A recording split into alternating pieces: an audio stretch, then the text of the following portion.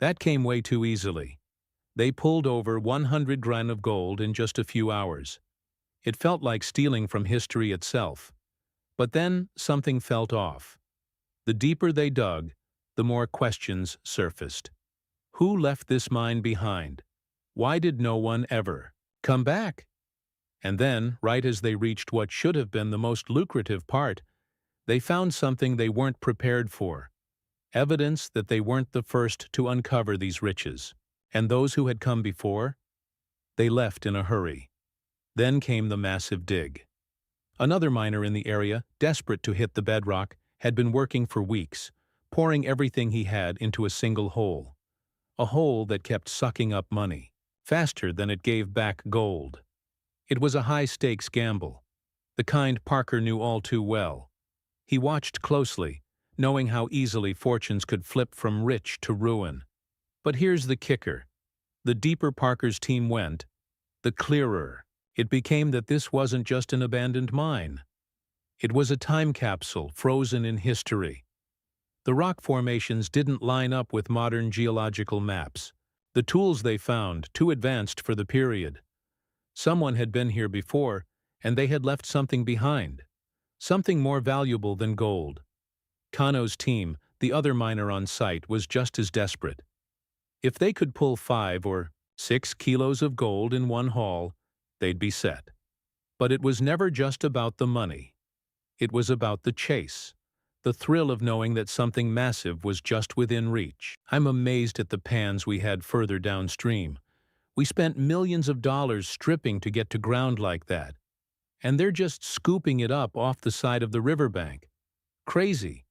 Every scoop of dirt was either a step toward fortune or a reminder of how fast things could go wrong. Parker had been in tight spots before, but this was different. There was an energy in that mine, something that whispered to past miners who had tried and failed. And yet, with every passing hour, his instincts told him to keep going. Because what if this was the one? What if this was a site that could make history?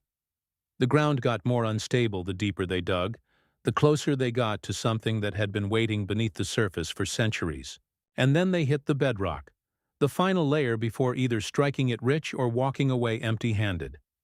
This was it. And there it was. Gold. More than they had expected. More than any mine in the area had produced in decades. But the real discovery wasn't just the gold. It was what they found alongside it. Artifacts, markings that didn't belong to any known mining operation. Someone had been here before, long before modern miners ever set foot in this land. And they had left behind a secret that Parker wasn't sure he wanted to uncover. With riches in hand, Parker had a choice to make. Take the gold and walk away, or keep digging, keep risking, and chase something even bigger. He'd spent his whole life mining. But some treasures aren't meant to be found. Some discoveries rewrite history. And some mines, they're abandoned for a reason. Tensions grew among the crew. Some wanted to report the find immediately, to hand it over to the historians and archaeologists who could properly document what they were seeing. Others wanted to keep going, to see how deep the mystery ran, to extract every bit of wealth and knowledge this place had to offer. Parker, torn between the thrill of discovery and the weight of responsibility, had to make a decision fast. Time was running out. Then came the first real setback. The deeper they dug, the more unstable the ground became. The ancient supports holding up the tunnels were not built for modern excavation. Cracks ran through the walls, dust filled the air, and then collapse. A portion of the mine caved in, sealing off part of their path and forcing them to rethink their entire approach. They were dealing with something more than just old rock and dirt.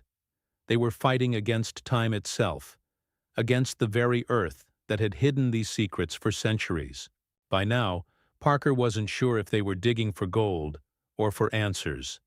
His crew, exhausted and on edge, kept working, each of them knowing they were part of something far bigger than they had signed up for. But the question lingered in the back of everyone's mind. Were they prepared for what they were about to find? Days turned into weeks, Every ounce of gold they pulled out of the mine was another reminder of how much was at stake. The artifacts, carefully documented but never fully understood, raised more questions than they answered. And then, just as they were about to wrap up, they hit something they never expected. A chamber sealed off from the rest of the mine. Untouched, undisturbed, waiting. What they found inside changed everything. This was more than a gold mine. This was something ancient, something lost to time. And Parker knew in that moment that he had a choice. Take the gold and leave, or step into the unknown and uncover the truth buried beneath the surface. Mining isn't just about gold. It's a fight to stay on top. The battle for mining supremacy. Back in the early days, Todd Hoffman and his crew stormed into the gold mining scene with more enthusiasm than sense. They barely scraped together 15 ounces of gold, which wasn't even close to the big payday they dreamed of. That first season was brutal. No experience, bad luck, and a whole lot of reality checks. But instead of quitting, they doubled down, ready to risk everything again. I thought we were done looking like idiots. But nope, we've still got a little bit of that to go on our journey to become miners. It hit like a sledgehammer.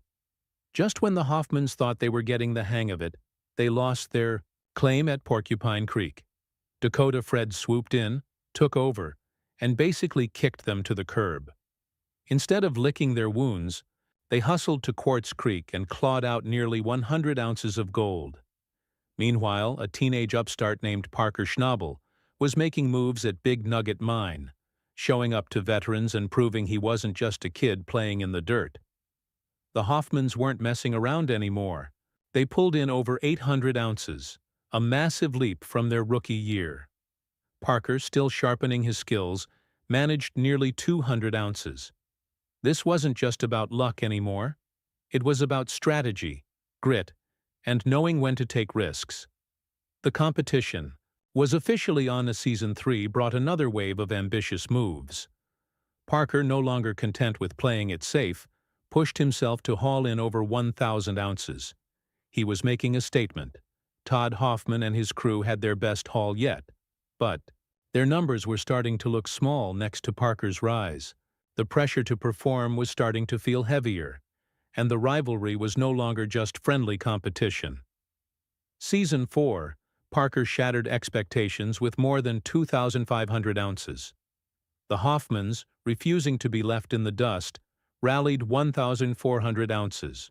The battle lines had been drawn. The days of amateur mining were long gone. Every single decision mattered now. Every mistake cost money. Every setback felt personal. Parker's dominance reached new heights in Season 5. He pulled in more than 300 ounces, proving he was no longer a rising star. He was the one setting the standard. Tony Beats, a veteran who had been in the game for years, added more than 700 ounces to his growing empire. The competition was fierce, but it wasn't just about who could mine the most. It was about survival in a business that took everything from those who weren't ready. Season 8 was a game-changer. Parker's team obliterated expectations with more than 6,200 ounces. Tony Beats wasn't far behind, stacking up over 3,600 ounces. The scale of these operations had grown into something unimaginable. What started as a handful of guys with shovels had turned into multi-million-dollar mining empires, and the pressure to keep performing was relentless. Season 9 shattered more records. Parker's team pulled in over 7,400 ounces, proving once again that he was the undisputed leader in the game. Tony Beats followed with more than 4,000 ounces, keeping the fight alive. These weren't just numbers, they were statements of power. The gold was flowing, but the stress was mounting, and the cracks were starting to show.